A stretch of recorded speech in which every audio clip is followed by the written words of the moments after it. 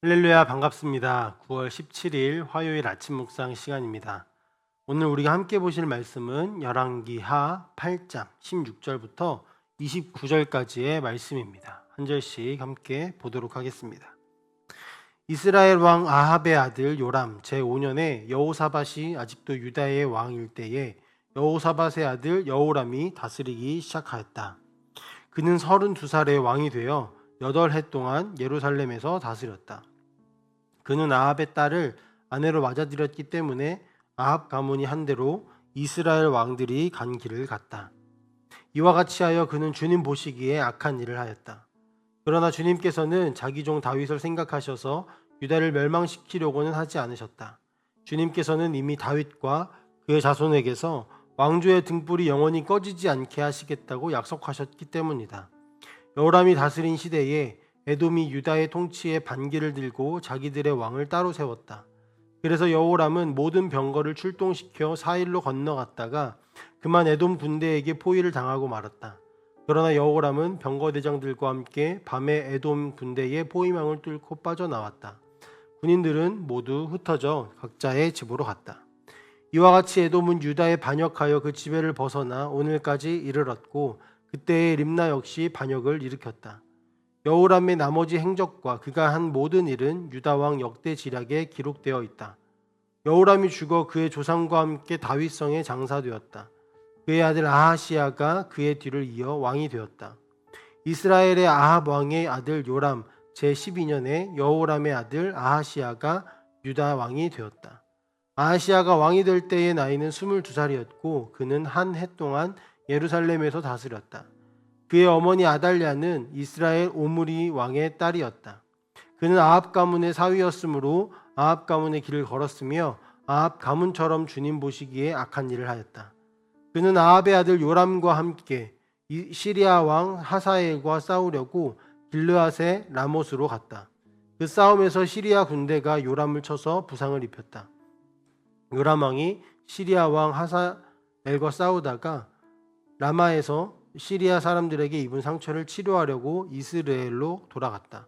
그때 아합의 아들 요람이 병이 들었으므로 여호람의 아들인 유다의 아하시야 왕이 문병을 하려고 이스라엘로 내려갔다. 네. 오늘 말씀은 유다의 두 왕에 대한 소개로 이루어져 있습니다. 이 두 왕은 공통점이 하나 있는데요. 바로 아합 가문의 영향을 받았다라는 것입니다. 아합 왕은 아내 이세벨의 영향으로 인하여서 적극적으로 우상을 숭배하였고 모든 국민이 우상을 숭배하게 하는 가장 악한 죄를 지은 왕이었습니다. 그래서 역대기에 보면 가장 악한 왕의 대명사로 아합을 소개하는 것을 볼 수 있습니다. 오늘 본문에 나온 두 왕이 아합의 딸과 결혼한 여호람 왕이고 그 두 사람 사이에 태어난 아하시야 왕임을 볼 수 있는데요. 두 왕은 모두 아합이 저지른 죄를 따라가는 그런 모습을 보여줍니다. 하나님 앞에서 선한 왕, 또 악한 왕의 기준이 무엇일까요? 나라가 잘 되게 하거나 국력을 더 강하게 하거나 전쟁에서 승리하거나 나라가 더 부강하여지는 그런 것들이 하나님 앞에 평가의 기준이 아닙니다. 하나님 앞에 평가의 기준은 하나님을 주인으로 섬겼는가 그렇지 않았는가에 있죠. 그렇기 때문에 다윗 왕은 선한 왕의 대명사로, 또 아합 왕은 악한 왕의 대명사로 불려지게 됩니다. 하나님 앞에 반기를 든 수많은 이방 나라들이 하나님의 심판 아래 멸망하기도 하고 또 왕 위에 그 대가 끊어지기도 하는 것들을 우리는 볼 수 있습니다. 그렇다면 아합 왕처럼 하나님 앞에 끊임없이 범죄를 저지른 그 왕과 또 그것을 닮아가서 범죄를 저지르고 하나님 앞에 죄를 범한 수많은 왕들은 어떻게 되어야 할까요? 하나님께서 이방 나라들에게 하시는 것을 토대로 본다면 그들도 왕위가 끊어지거나 그들의 나라가 멸망해야 했을 것입니다. 하지만 오늘 본문에서는 하나님께서 어떻게 유다의 왕과 또 그 백성들을 더 정확하게는 유다라는 그 나라를 지켜나가시는지를 살펴보게 합니다. 그 내용이 19절 말씀에 나오는데요. 함께 보도록 하겠습니다. 19절입니다. 그러나 주님께서는 자기 종 다윗을 생각하셔서 유다를 멸망시키려고 하지는 않으셨다. 주님께서는 이미 다윗과 그의 자손에게서 왕조의 등불이 영원히 꺼지지 않게 하시겠다고 약속하셨기 때문이다. 아멘. 여기서 유다의 수많은 왕들이 하나님 앞에 범죄를 하여도 그 왕위가 끊어지지 않게 되어진 이유, 유다라는 나라가 보존되어진 이유가 무엇이라고 설명합니까? 바로 다윗을 생각하셔서입니다. 하나님께서 친히 다윗 왕과 맺으신 언약을 근거로 하나님은 죄를 짓는 수많은 왕들의 모습을 보고 계시면서도 왕위를 끊어내지 않으신 것입니다.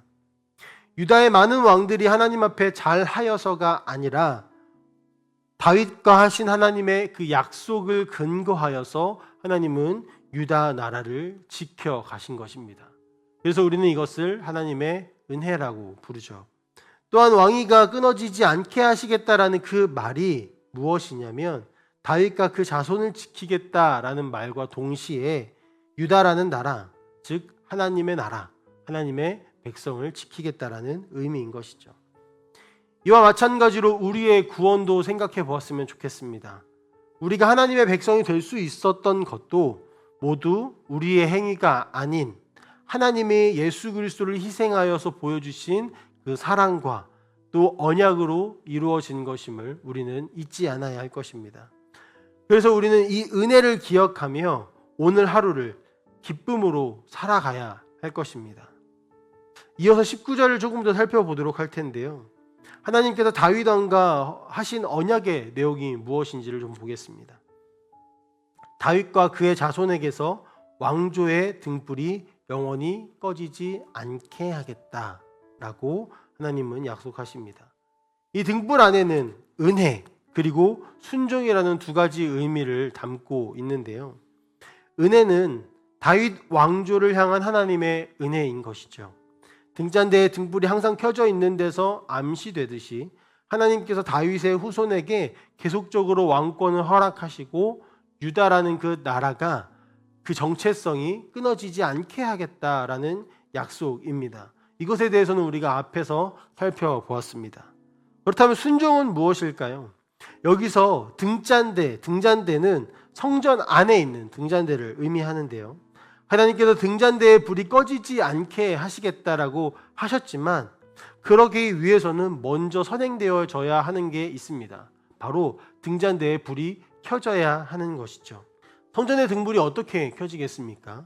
물론 하나님은 저절로 켜지게도 하실 수 있겠지만 하나님께서 책정하신 방법은 백성들이 가지고 온 순결한 기름으로 제사장이 등잔불을 켜게 하였고 제사장을 통하여서 그 등불을 아침 저녁으로 지키도록 관리하도록 하셨습니다.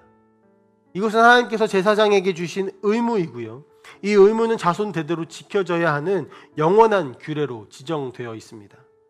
따라서 등불을 영원히 밝히겠다라는 그 말 안에는 제사장이 등불 규례를 지켜야 하듯이 다윗 후손들 또한 이스라엘의 영적 지도자들로서 하나님이 명한 율례를 지킬 의무가 있다라는 것을 보여주고 있는 것입니다. 유다라는 나라는 하나님의 긍휼 아래 무사했지만 여호람과 아하시야 왕은 어떻게 되었나요? 아합의 죄를 따라간 이 두 왕은 결국 하나님을 버리게 됩니다. 그로 인해 하나님은 이방 나라들을 통하여서 징계를 하십니다. 하나님의 나라를 이스라엘의 영적 지도자로서 하나님의 율례를 지켜나가야 할 의무를 가진 이들이 하나님을 벗어나서 아합의 죄를 따라갔을 때에 하나님께서는 이들을 징계하시는 것입니다. 여호람은 속국의 반역으로 인해 전쟁 중 비참하게 도망치게 되었고 결국 병에 걸려 죽게 됩니다. 또 그의 아들은 모두 살해당한 후에 아하시야만 유일하게 살아남아 간신히 왕위를 잇게 되죠. 또한 아하시야 또한 전쟁에서 패한 후 하나님이 세우신 예후라는 사람의 손에 죽게 됩니다.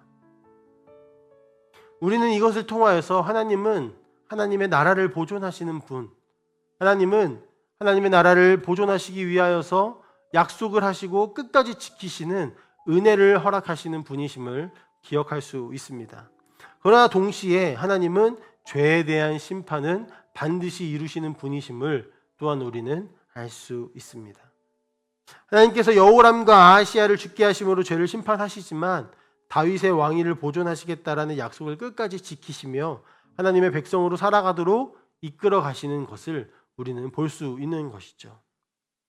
이제 이 약속은 예수 그리스도 안에서 영원한 죄에 대한 사함과 또 영원한 하나님 나라의 영원한 왕으로 등극하신 예수 그리스도를 통하여서 온전하게 지켜졌음을 우리는 이제는 알게 되었습니다. 우리는 이 말씀들을 통하여서 그리고 이것을 통하여서 이루어지게 되어진 그 예수 그리스도의 모습을 통하여서 약속의 신실하심과 변치 않는 사랑으로 당신의 나라를 온전하게 세우시는 하나님을 기억하기를 소망합니다. 또한 하나님께서 당신의 나라를 온전하게 하시기 위하여서 당신이 세우신 교회를 온전케 하실 것이고 우리 각 개인을 끝까지 포기하지 않고 지켜나가실 것 또한 우리는 기억했으면 좋겠습니다. 그리고 우리에게 주어진 사명, 하나님의 백성으로서의 또 왕같은 제사장 나라로서의 그 사명을 우리 또한 잊지 않고 오늘 하루도 그렇게 살아갔으면 좋겠습니다. 오늘 하루 하나님의 신실하심과 은혜를 기억하며 우리에게 맡겨진 소명에 순종하며 살아가는 우리 모든 함께하는 교회 성도님들이 다 되시기를 간절히 소망합니다. 함께 기도하겠습니다. 사랑의 하나님 아버지 감사합니다. 하나님 여호람과 아하시야 왕의 모습을 통하여서 그리고 하나님께서 다윗의 왕조를 끊임없이 이어가심을 통하여서 하나님 우리가 하나님이 얼마나 신실하신 분이신지 또 하나님이 우리에게 어떤 은혜를 허락하시는지 그리고 동시에 우리에게 어떠한 사명을 허락하셨는지를 아버지 하나님 조금이나마 살펴볼 수 있게 되었습니다. 하나님 오늘도 주님께서 허락하신 은혜를 기억하며 살아가기를 원합니다. 하나님께서 우리에게 허락하신 사명을 기억하며 순종하며 살아가기를 간절히 소망합니다. 예수 그리스도께서 가신 그 발자취를 우리도 오늘 또한 따라가며 주께서 가신 그만큼의 거리를 함께 걸어갈 수 있도록 주님 은혜를 베풀어 주시옵소서. 감사드리며 살아계신 예수님의 이름으로 기도합니다. 아멘.